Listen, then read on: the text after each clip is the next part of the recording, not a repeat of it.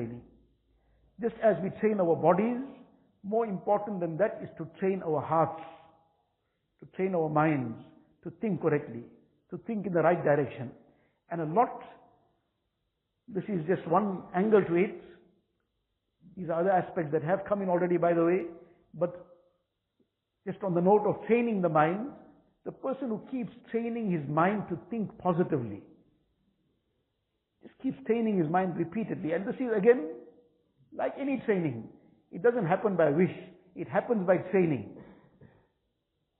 The body has to happen by training. It's not a one-day job. People train for years on end. So this training has to happen, that a person has to repeatedly force himself to think positively. He has to keep working out ways to bring out the positive. And when you will keep doing this, life will become very easy to live. Life is filled with all kinds of challenges. All kinds of negatives as well will come sometimes. Allah Ta'ala protect us and keep us in afiyat, but this is life. This is dunya. But when a person has learned to channel that thinking correctly and keep looking for a positive in every negative, then inshallah he will find life very easy to live. He won't be overwhelmed by situations. Abu Usman Khiri rahmatullah alayhi, very great pious person. Imam Ghazali rahmatullah alayhi writes his incident in Ihya al-Ulum. Says this person was walking and it was, now he's clean clothes, washed well, and he's walking somewhere, and somebody from the upper story, from a double-story house now, from the upper level, the person just from the balcony just offloaded the ash. Now people, those days, the fireplace, whatever, so that ash, or the cooking, ash. So now that ash had to be offloaded somewhere every day. Now it has to be offloaded in a responsible manner. This person, without any care, just offloaded out of the window, out of that balcony, and then it dropped down. Now down on the road he's walking past, and as he's walking past, this ash falls on him. And ash is ash. Now it soils his clothes, dirties him, and probably hurt him too. So he very calmly said, Alhamdulillah. Alhamdulillah. Can we imagine we passing somewhere and forget some ash, some dust, somebody just was sweeping carelessly and the dust came on us? So will we say Alhamdulillah? How we'll react? That person will have to decide, Inna Lillah. So he decided Alhamdulillah. So those who were with him, somebody was with him, they asked him, is this an occasion for Alhamdulillah? Person threw ash on you. He says, no, I didn't say Alhamdulillah because ash fell on me. That is obviously a musibat. So that requires Inna Lillah. But I wasn't referring to that. Immediately I reflected that I am such a person that I was deserving of fire falling on me. Allah Ta'ala saved me from that. Fire didn't come. It was only ash. I said Alhamdulillah on the fact that fire didn't rain upon me. Now can you imagine in that one instant, and such a provocative situation, it really provokes a person's anger, can provoke a person to do things, say things. But in that one instant, instantly his mind turned in this direction. It happened just like that. It happened without the mind being trained to do that, without going through processes. No, there was a process. It was built over time. But it was built over time. Now how easy life became for him. That yes, it's a problem. Now he has to go and clean his clothes. He would still have to do that in any case. But if he reacted in a different way, whatever that person did was wrong, 100% wrong. But if he reacted differently, don't know where that would have escalated. Now he, for example, now stopped there to start fighting with that person. You don't know what kind of temperament that person has. Number one, he did the wrong, and then he'll try to start justifying his wrong. That you should watch where you're walking. He'll find some kind of excuse. And then he'll want to now escalate that fight. So now what was the end result? The end result was that the whole piece of the mind is now disturbed. You are in the right, 100% right. The other person is in the wrong. 100% wrong. But the end result, and often these people who are careless in these kind of things, who don't bother what they do, what they say, the situation more often than not is that they do whatever they want, say whatever they want, and don't remember anything after that, and don't bother about it. They forget it and carry on like nothing happens. And the person who was the innocent party, he now is burdened with this whole issue and incident, but now the whole peace of the heart is now disturbed. That person forgot about it. He is gone, like nothing happened. So he is 100% wrong. But this person now his mind is so disturbed over what happened, because now this fight got escalated so high, that person started saying all kinds of vulgarities and all abuses, because he can't be bothered what he's doing. So now all that further disturbed the situation.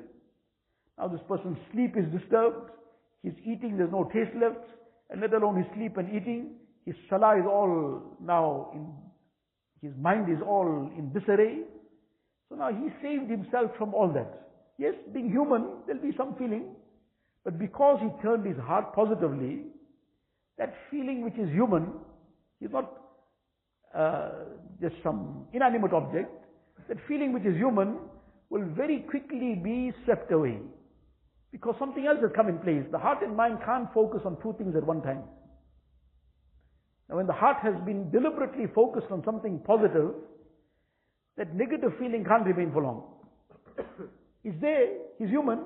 That pain is part of human nature. Emotional pain is also part of insan. But this positive thinking will take it away. And this is something that requires training, to keep thinking. When a person keeps thinking positively, trains himself to think positively, without difficulty, inshallah, he'll be able to find the positives in every negative. One person once came, this is the subject matter more related to the topic we're discussing before Dhuhr, but nevertheless, one person came and he was complaining about all the issues from his wife and whatever, and everything that he keeps being on the receiving end. So in any case, one time, two times, five times, the same story is carrying on. Now there's only certain things that you can advise a person. Much of it is not in anyone's control now. If the other party is not ready to acknowledge that these are my wrongs, and I should now change this, there's a state of denial on the other side. So now it's a very difficult situation. It's complicated and difficult, obviously. There is no button to press that will just go away. So in any case, this was carrying on. So one day again, the same complaint.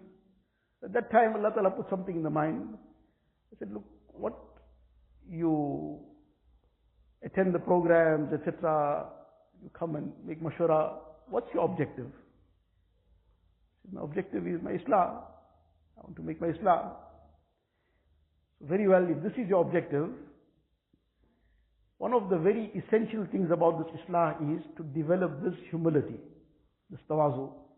And previously, people used to go to the khanqahs and used to be put through very strenuous exercises of all kinds. We've discussed some of these things on previous occasions. What kind of things a person is being put through. He's coming from a kind of royal family. That kind of setup, so to say. And now he's being made to clean the drains. He's never done that in his life. He's never held a broom in his life. Now he's come for his Islah. You're just keep and all the muck and open sewers, you keep cleaning all this. Now can you imagine what it does to a person inside? And then a person is being put through tests as well. That now as the time is passing, the person who is responsible for cleaning the buckets, toilets, that when you're passing by this person, you brush past him. That was like the worst insult for the person. And see his reaction. Now his reaction, the anger with which he reacted, says, no, this is still undone. There's more cooking to do. So let him carry on. After some time, the instruction is given to the person again. Today when you're taking those buckets and moving, then you make sure you pass by close by him and pull a little on him. Can you imagine this whole scene? And a person coming from a very, very kind of royal background. And then this time again the reaction is very much subdued compared to the first time. But there is still some reaction. And then the person is told that after some time again, let him carry on. No wazifa, no other mamulat. Your full-time job is this. You've come for your Islah. And after some time the person is told, today you just pretend to trip and let everything fall on him. But when that happened eventually, but by that time, this training over time and this Islah had been achieved.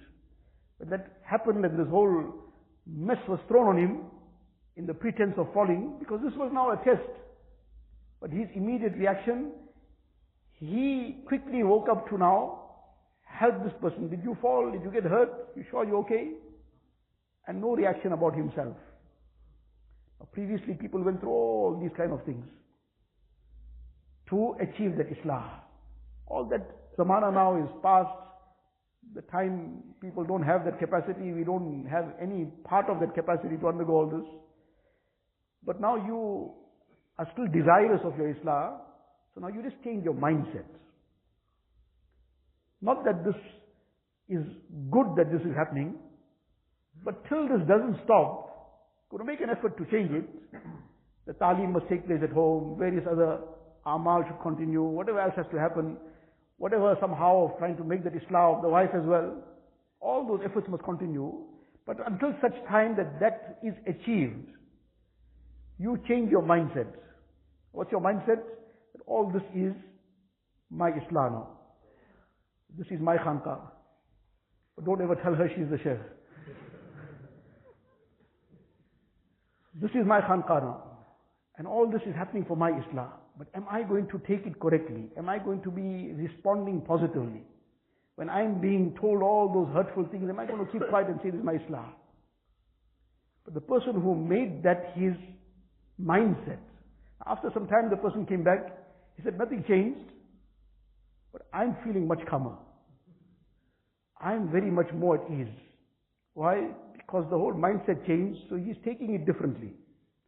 So now when he's taking it differently, the person, when the doctor is giving an injection, it pains, but he doesn't feel negative about that pain. He feels the pain. But emotionally, he's in fact happy about that pain. Because he sees the relief after that pain. His mind has registered that this pain is associated with relief. So that injection physically pains him, but emotionally comforts him. So likewise, if a person has changed his mindset, so pain is pain. Somebody says something hurtful, it'll hurt. But if he has the right mindset, that will mask it. That will mask the pain, and he'll take out a positive out of it. But all this requires the training of the mind and heart. It requires to channel the mind correctly, and in this way, inshallah, life becomes very much easier to live. A person passes through situations without difficulty. Allah Ta'ala give us the tawfiq. Allah Ta'ala bless us and inspire us to do what is most pleasing to Him at all times. Wa akhiru da'wana alhamdulillah.